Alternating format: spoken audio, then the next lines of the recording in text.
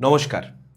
১৫ বছর ধরে পশ্চিমবঙ্গ শাসন করা একটা রাজনৈতিক দল ১৫টা ঘন্টা কাটেনি সেই দলটার পুরো মামাটি মানুষ হয়ে গেছে।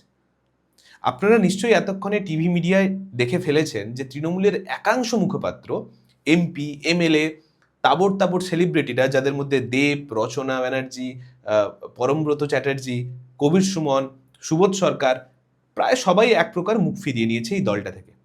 কারণ এই দল থেকে আর করে খাওয়ার জায়গাটা প্রায় এক প্রকার শেষ হয়ে গেছে। অভিষেক এবং দিদি আমাকে ডেকেছিলেন এবং তারা বলছেন তুমি কি চাও। আমি আর মিথ্যে কথা বলতে পারবো না, ঘাটাল মাস্টার প্ল্যান নিয়ে যেভাবে রাজনীতি হয়, কথা দিয়ে আবার ভুলি ভালি আমাকে পটিয়ে আবার দলে নিয়ে আসবে আর তারপরে দেখালো হলো। দেখুন, বিজেপি একটা রাজনৈতিক দল, তাদের একটা ফাউন্ডেশন আছে, তাদের একটা আদর্শ আছে। সেই আদর্শের সাথে আমি আপনি একমত নাও হতে পারেন, কিন্তু তাদের একটা আদর্শ নিয়ে তারা একটা রাজনৈতিক দল করে। সিপিএম একটা রাজনৈতিক দল, তাদের একটা আদর্শগত ঘোষিত নীতি আছে, সেখান থেকে তারা একটা রাজনৈতিক দল তৈরি করেছে।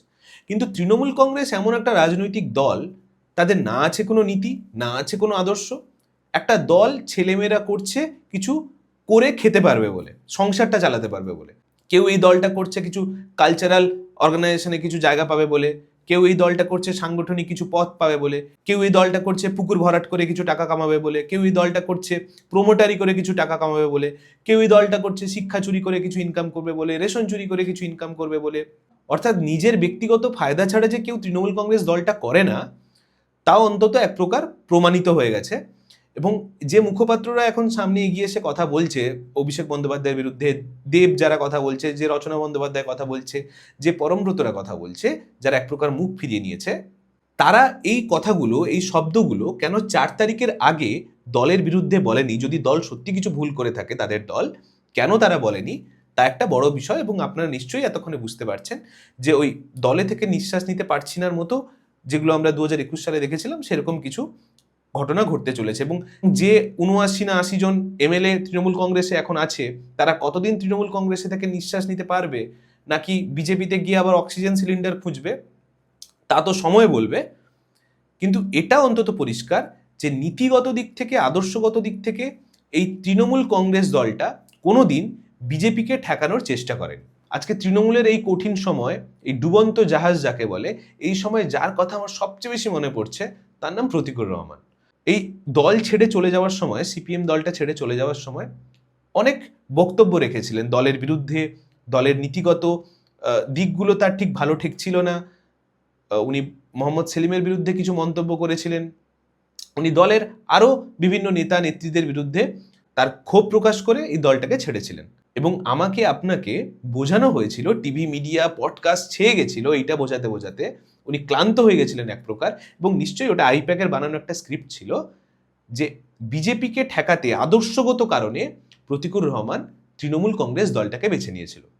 এবারে আজকে একটা অডিও আমি আপনাদের শোনাবো, যে অডিওতে ডোমকলের একটি ছেলে, একটি দুষ্টু ছেলে বলবো, ও প্রতীকুর রহমানকে ফোন করে এবং ফোন করে প্রতীকুর রহমানের সাথে ওর যে কথোপকথনের একটা ছোট্ট ক্লিপ আপনাদের শোনাই। এখানে কিছু ইন্টারেস্টিং কথা প্রতীকুর রহমান বলেছেন এবং নিজের ব্যাপারেই হয়তো কিছু রিভিল করে ফেলেছেন।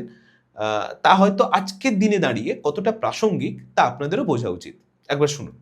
হ্যাঁ দাদা, হ্যাঁ বাড়ি চলে গেছেন? হ্যাঁ বাড়ি এসছি। কি হলো গোটা রাজ্য? ছি ছি ছি ছি। আর কি করা যাবে? আপনাদের শুনে জানেন তৃণমূলে জয়েন করলাম। হ্যাঁ, হ্যাঁ আপনার দেখা দেখি তৃণমূলে জয়েন করলাম, আমাদের ভবিষ্যৎটা হুম। নষ্ট হয়ে গেল। আমার সঙ্গে কথা বলে করেছো তুমি? হ্যাঁ, তুমি কি আমার সঙ্গে কথা বলে জয়েন করেছো? না না আপনার তুমি তোমার নিজের মতো করেছো? না আপনার দেখা দেখি, বুঝতে পেরেছেন? আমার আমার তো ব্যক্তিগত কারণ ছিল। আহ, আমার তো ব্যক্তিগত কারণে আমি তৃণমূল জয়েন করেছি, আমার তো মানে আদর্শগত কারণে না। আচ্ছা আচ্ছা আচ্ছা। কিন্তু তুমি জয়েন করেছো, তুমি এখন এটা আমার ঘাড়ে দোষটা বলে তো হবে না যে দাদা তোমার দেখা দিয়ে গেছি। কারণ আমার দেখা দেখি আমি কাউকে জয়েন করতে বলিও নি, হতেও বলিনি। আমাদের রাজনৈতিক জীবনটা নষ্ট হলো, সিপিএম তো নেবেও না আমাদেরকে, বুঝতে পেরেছেন? সিপিএম যাবো তো না আমি, হ্যাঁ প্রয়োজনে বসে যাবো তাও কি আছে, কিন্তু সিপিএম যাবো না। হ্যাঁ, সেটাই তো। এবার একটা ভবিষ্যৎ ছিল আমাদের, জানেন, ভবিষ্যৎ ছিল, বামফ্রন্টে ছিলাম ভেবে। তা যাক, হুম। যাটা হয় মানুষের রায় মেনে নিতে হবে। ট্রেনে বাড়ি একদম। গেলেন না হেলিকপ্টার বাড়ি গেলেন? আমি হেলিকপ্টার এসেছি গো। ও আচ্ছা আচ্ছা আচ্ছা, বেশ ঠিক আছে। হ্যাঁ হ্যাঁ।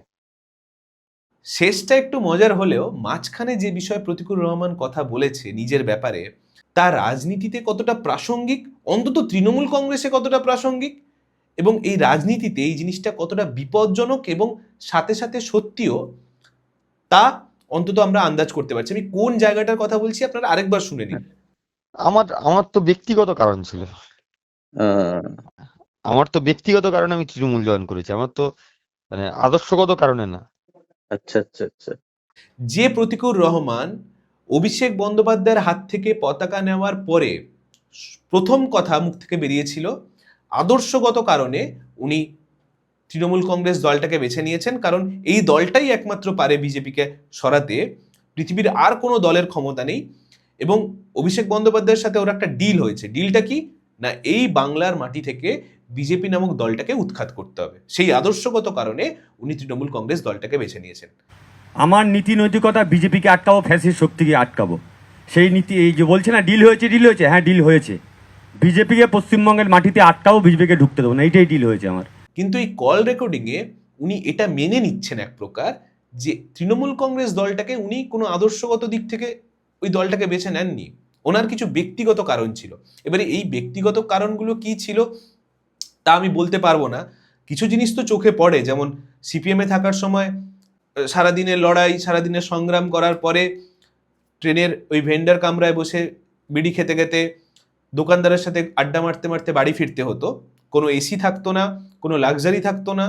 কিন্তু এখন অন্তত তৃণমূল কংগ্রেসের হয়ে প্রচার করার সুবাদে একটা হেলিকপ্টার পাচ্ছেন, অন্তত পেতেন কিছুদিন অবধি। আমি জানি না আগামীতে তৃণমূল কংগ্রেস থাকবে কিনা আর হেলিকপ্টারও থাকবে কিনা, আর প্রতিকুর রহমানও তৃণমূল কংগ্রেসে থাকবে কিনা।